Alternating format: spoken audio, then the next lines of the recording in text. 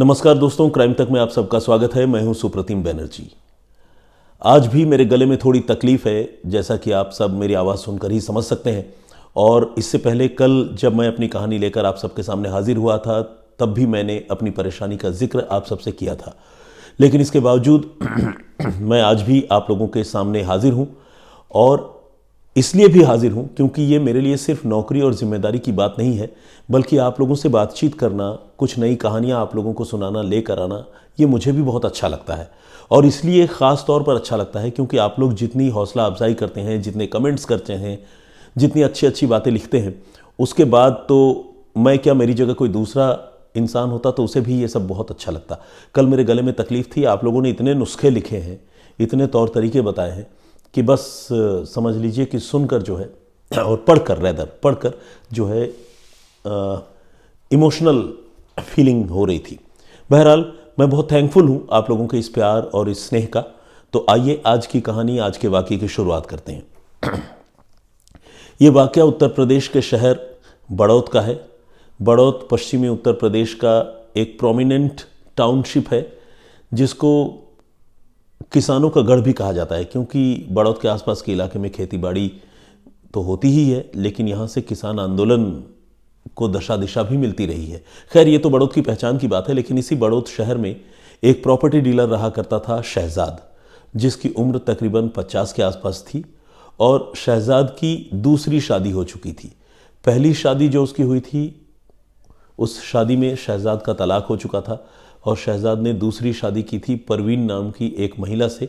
और इन दिनों बड़ौत के ही कोतवाली इलाके में, बागपत कोतवाली इलाके में एक गांव है निवाड़ा, वहाँ पर वो अपनी बीवी परवीन और दूसरे नाते रिश्तेदारों के साथ रहा करता था। लेकिन हुआ ये कि 3 सितंबर 2021 को अचानक प्रॉपर्टी डीलर शहजाद की मौत हो गई। बीवी परवीन जो है वो घर में थी। उसने तमाम नाते रिश्तेदारों को इसके बारे में बताया, और बताया कि अचानक उनको सीने में तेज़ दर्द की शिकायत हुई, और इससे पहले कि हम उनकी कोई मदद कर पाते उन्होंने प्राण त्याग दिए। तो कुल मिलाकर ये मामला हार्ट अटैक का था। और जब इस तरह की कुदरती मौत होती है तो किसी का कोई ज़ोर, कोई बस तो चलता नहीं। तो लोगों ने फाइनली बहुत तकलीफ़ से, बहुत भरे मन से शहजाद का अंतिम संस्कार कर दिया, यानी उनको कब्रिस्तान में ले जाकर दफना दिया, जिसे उर्दू में कहते हैं सुपुर्दे खाक कर दिया। इसके बाद वक्त गुजरता रहा। लोग धीरे धीरे शहजाद को भूलने भी लगे थे। जो अपने नाते रिश्तेदार थे, जो घर वाले थे, उनके मन में तकलीफ़ तो थी शहजाद के जाने की, लेकिन दुनिया में बहुत सारे लोग होते हैं जो एक दूसरे को जानते हैं। धीरे धीरे सारी स्मृतियां जो है वो कमज़ोर पड़ती जाती हैं, तो शहजाद को भी लोग भूलने लगे थे। लेकिन इसी बीच कुछ महीने जैसे ही गुजरे, इस कहानी में एक नया ट्विस्ट आया। उस ट्विस्ट को बताने से पहले मैं शहजाद के बारे में आपको थोड़ी और जानकारी देना चाहता हूँ। शहजाद की पहली शादी शमीना नाम की एक महिला से हुई थी, और शमीना के साथ शहजाद की ज़िंदगी खुशहाल चल रही थी। शहजाद के घर में उसके बुज़ुर्ग पिता भी थे। शमीना से शादी के बाद शहजाद को 2 बच्चे भी हुए। दोनों लड़के थे, एक का नाम है शादाब और दूसरे का नाम है शाकिब।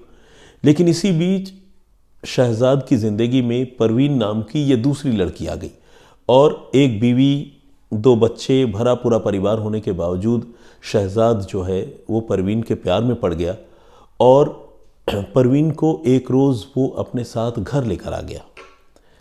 अब कोई भी बीवी इस बात को कैसे बर्दाश्त करती कि एक उसके होते हुए, पहली बीवी के होते हुए दूसरी बीवी घर चली आए।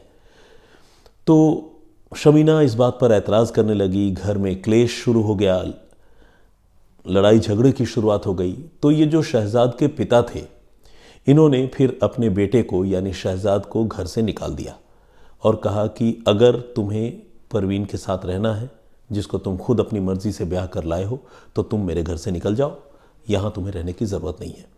तो बड़ौत का रहने वाला जो शहजाद है वो फिर वहाँ से निकला, और निकलने के बाद वो बागपत कोतवाली इलाके में एक गांव है निवाड़ा, वहाँ पर अपनी पत्नी परवीन के साथ रहने लगा। और अब पिछले कुछ महीनों से ये शहजाद जो है परवीन के साथ ही रह रहा था।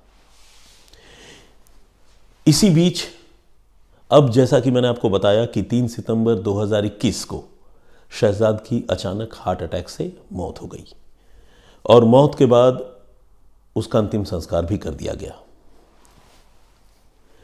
लेकिन कहानी में ट्विस्ट तब आया जब तकरीबन 6 महीने बाद यानी 2022 फरवरी मार्च पहुंचते पहुंचते शहजाद की मौत को लेकर उसकी पहली शादी जो हुई थी उससे जो बेटे थे शादाब और शाकिब, उनको एक बड़ी चौंकाने वाली बात पता चली। असल में हुआ ये कि शादाब को एक रोज़ उसके किसी जानकार ने उसके मोबाइल फ़ोन पर एक ऑडियो क्लिप भेजा और इस ऑडियो क्लिप में 2 लोग बड़े ही संदिग्ध तरीके से शादाब के पिता शहजाद के बारे में और ख़ासकर शहजाद की मौत के बारे में बात कर रहे थे। ये दोनों लोग बता रहे थे कि शहजाद की मौत जो है वो कोई नॉर्मल डेथ नहीं थी, बल्कि शहजाद की तो हत्या की गई थी और हत्या भी ऐसे वैसे नहीं बल्कि गला दबाकर और बहुत बुरी तरह से टॉर्चर करके की गई थी। ये बात जब शादाब ने सुनी उस ऑडियो रिकॉर्डिंग में तो शादाब का माथा ठनका। उसको लगा कि ज़रूर उसके पिता, जिनकी मौत तकरीबन 6 महीने पहले हो गई थी, उनके पिता की मौत में कोई ऐसा रहस्य है जो किसी को पता नहीं है और ये सच्चाई सामने आनी चाहिए। तो इसके बाद उसने वो ऑडियो क्लिप को लेकर उसने पुलिस से संपर्क किया और उसने बागपत पुलिस से कांटेक्ट किया और कहा कि उसके पिता की मौत जो है वो नॉर्मल मौत नहीं थी। ये ऑडियो क्लिप उसे मिला है जिसमें 2 लोग उसके पिता की मौत को कत्ल बता रहे हैं, तो इस मामले की जांच होनी चाहिए। और शादाब ने और जो दूसरा बेटा है शाकिब ने, इन दोनों ने मिलकर पुलिस को कंप्लेंट तो किया ही और साथ ही पुलिस को कंप्लेंट करने के साथ उसने ये भी कहा कि उसे शक है कि उसके पिता की मौत में उसकी जो छोटी अम्मी है यानी सौतेली माँ परवीन, उसका हाथ या उसका रोल हो सकता है। पुलिस ने जब ये बात सुनी तो पुलिस ने कहा कि ठीक है, कत्ल का FIR दर्ज कर लेंगे, लेकिन उससे पहले हम ये इंश्योर करना चाहेंगे कि वाकई शादाब की मौत जो है वो नॉर्मल डेथ थी या नहीं थी। और इसका जो सबसे अहम और जो सबसे फर्स्ट एंड फॉरमोस्ट तरीका था वो यही था कि शहजाद की लाश को कब्रिस्तान से निकालकर उसकी जांच करना और उसका पोस्टमार्टम करवाना जिससे मौत की वजह साफ हो। तो फाइनली तकरीबन 6 महीने बाद 23 मार्च 2022 को शहजाद की लाश जो है वो कब्र से खोदकर निकाली गई और उस लाश को पोस्टमार्टम के लिए भिजवाया गया। और जैसी कि आशंका थी बात ठीक वैसे ही निकली। शहजाद के गले की हड्डी टूटी हुई थी और साथ ही 2 पसलियाँ सीने की, जिसे रिब्स भी कहते हैं, वो 2 पसलियाँ भी टूटी हुई थी। और ऐसा तभी हो सकता था जब बॉडी पर कोई आउटर फोर्स डाला जाए, किसी ने गला घोंटा हो या किसी ने उसके साथ मारपीट की हो। अदरवाइज़ इस तरह से हड्डियों का टूटना वो संभव नहीं था। और टूटने का भी जो पैटर्न था वो आउटर फोर्स के लगने की तरफ इशारा कर रहा था और ये भी इस बात की तरफ इशारा कर रहा था कि शहजाद की मौत जो है वो हार्ट अटैक नहीं है बल्कि एबनॉर्मल डेथ है और ये most probably death due to strangulation है, यानी गला घोंटे जाने की वजह से शहजाद का कत्ल हुआ है। जब पोस्टमार्टम में ये बात सामने आ गई और पुलिस ने अपनी आंखों के सामने वो पोस्टमार्टम रिपोर्ट रखी, देखी, एक सबूत पुलिस के सामने आ गया, दूसरा सबूत ऑडियो क्लिप था, तो इसके बाद पुलिस ने इस मामले की बहुत गंभीरता से जांच करने की शुरुआत की और पुलिस ने ये पता करना शुरू किया कि आखिर शहजाद का दुश्मन कौन हो सकता है। शक की सुई शहजाद की दूसरी बीवी परवीन की तरफ थी, लेकिन सबसे बड़ा सवाल यही था कि आखिर परवीन अपने ही पति का कत्ल क्यों करेगी और ख़ासकर उस पति का जिसके साथ उसने दूसरी शादी की थी, सब कुछ जानते हुए शादी की थी, जिसके लिए शहजाद ने अपना घर छोड़ दिया था और अपनी बीवी के साथ वो एक खुशहाल ज़िंदगी जी रहा था। ऐसे पति का कत्ल परवीन क्यों करेगी, ये एक बहुत बड़ा सवाल था। तो पुलिस को अब इस सवाल का जवाब पता करना था। तो पुलिस ने घर वालों से ही और ज़्यादा पूछताछ करने का फैसला किया और जो शहजाद के बेटे थे, शादाब और शाकिब, इनसे पुलिस ने पूछताछ की और ये दोनों बेटे, जैसा कि मैं आपको पहले ही बता चुका हूँ, शहजाद की पहली शादी से थे। तो शादाब और शाकिब ने शहजाद की जो पूरी लाइफ हिस्ट्री बताई, उससे पुलिस को समझ में आ गया कि इस कत्ल के पीछे दूसरी बीवी परवीन का हाथ हो सकता है।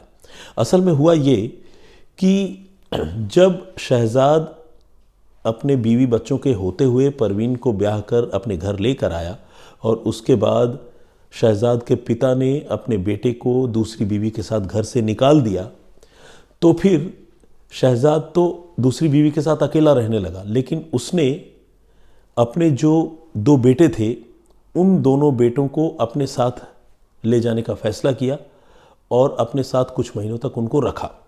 उधर उसने इन दोनों बेटों की जो माँ है शमीना, उसको तलाक दे दिया था। तो इस तरह से शहजाद के दोनों बेटे शहजाद के घर में अपनी सौतेली माँ परवीन के साथ रहने लगे।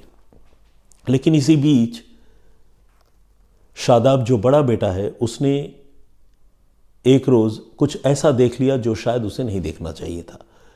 वो ये चीज़ थी कि ये जो परवीन है वो अपने पति शहजाद की गैरहाज़िरी में एक और नौजवान से मिला करती थी, और ये मेल मुलाकात का सिलसिला कोई एक दिन की बात नहीं थी बल्कि लगातार मिला करती थी।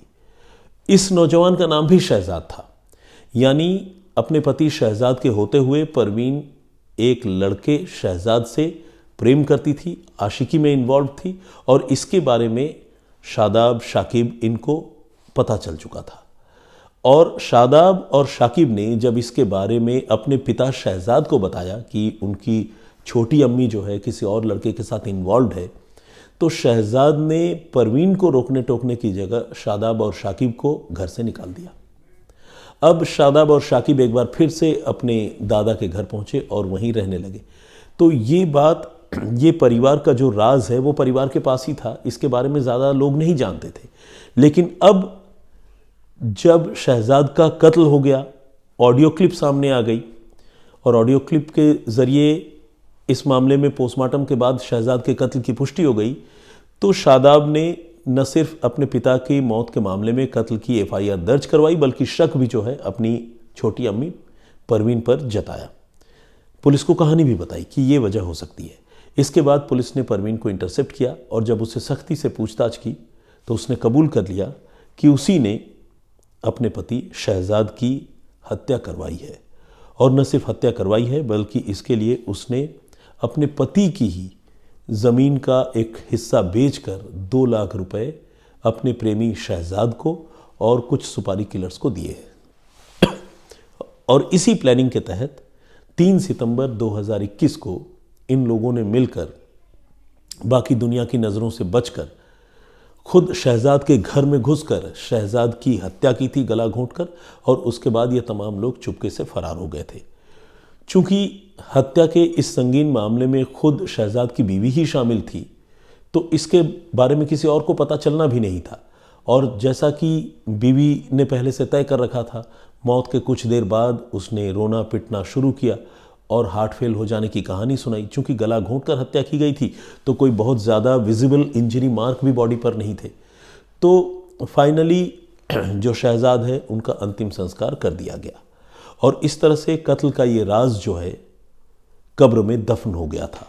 मगर एक ऑडियो क्लिप ने तकरीबन 6 महीने बाद इस राज को खोल दिया, और परवीन के साथ उसका जो आशिक है शहजाद वो गिरफ्तार हुआ। उसकी एक सहेली जो इस कत्ल की कॉन्स्पिरेसी में साजिश में शामिल थी, अफसाना, वो भी गिरफ्तार हुई, और साथ ही 2-3 और लोग जो सुपारी किलर्स के तौर पर थे और जिन्होंने घर आकर शहजाद की हत्या की थी, पुलिस ने उन्हें भी गिरफ्तार किया। तो इस तरह कत्ल का एक मामला जो बिल्कुल ही दुनिया की नज़रों से छिपा हुआ था, वो मामला एक ऑडियो क्लिप से अचानक ही खुल गया। अब आपके मन में ये सवाल हो सकता है कि वो ऑडियो क्लिप किसकी थी, उसमें कौन किससे बात कर रहा था। तो इसका जवाब मैं आपको ये बताना चाहूँगा कि पुलिस ने ये स्टोरी पूरी तरह से क्लियर नहीं की है, शायद गवाहों की सुरक्षा का लिहाज करते हुए, ख्याल रखते हुए, या फिर हो सकता है कि पुलिस इस स्टोरी को, उस ऑडियो क्लिप को गोपनीय रखना चाहती हो। लेकिन जो बात समझ में आती है, जो बात हमारे सूत्रों से हमें पता चली है, उससे ये बात समझ में आती है कि इस कत्ल में इन्वॉल्व जो सुपारी किलर्स थे वो शायद किसी और से बात कर रहे थे, और जिससे भी वो बात कर रहे थे उसने इत्तेफाक से शहजाद के कत्ल के बारे में बातचीत की वो ऑडियो जो है उसे अपने मोबाइल फ़ोन में रिकॉर्ड कर लिया था।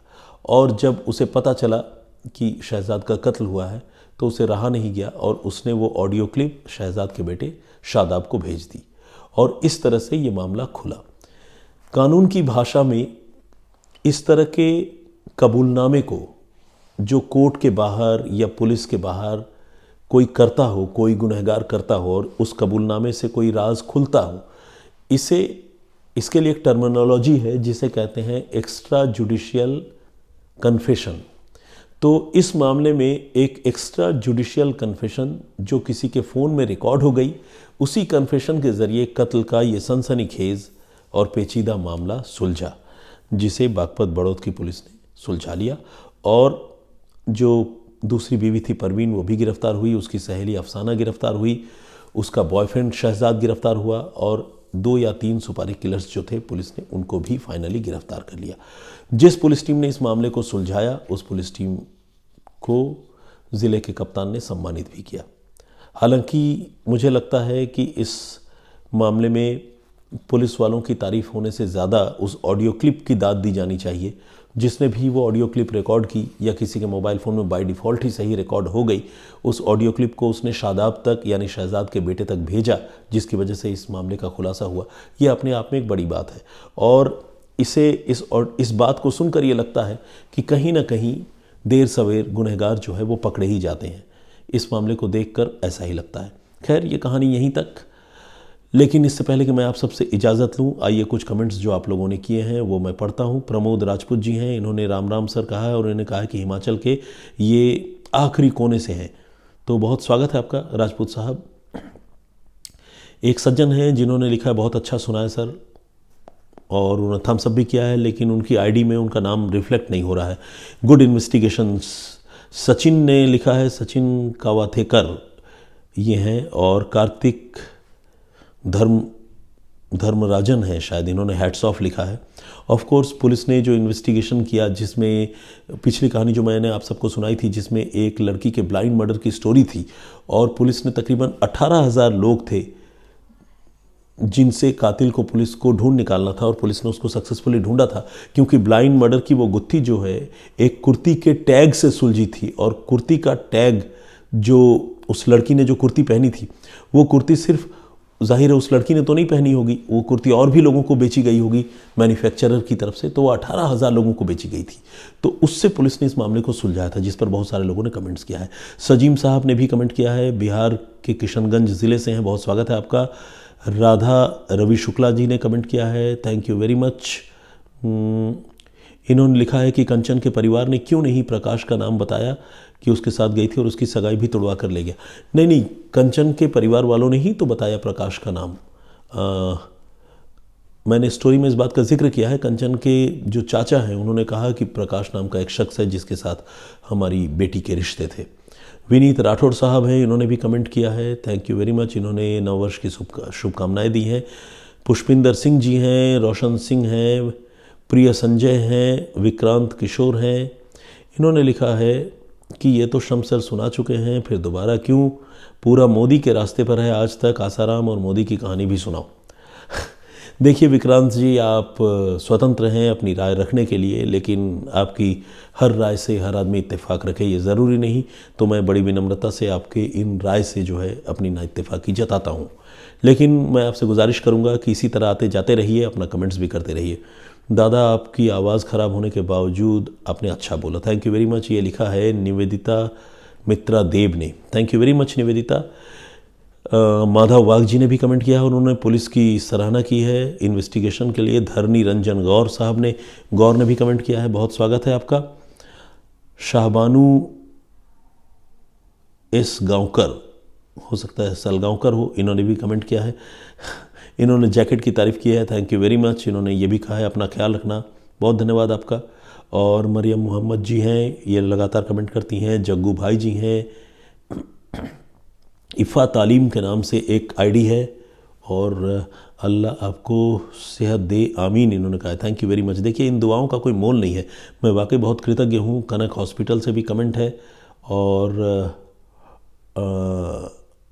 मोहम्मद सलाउद्दीन अंसारी ऑफिशियल, इन्होंने भी कमेंट किया है।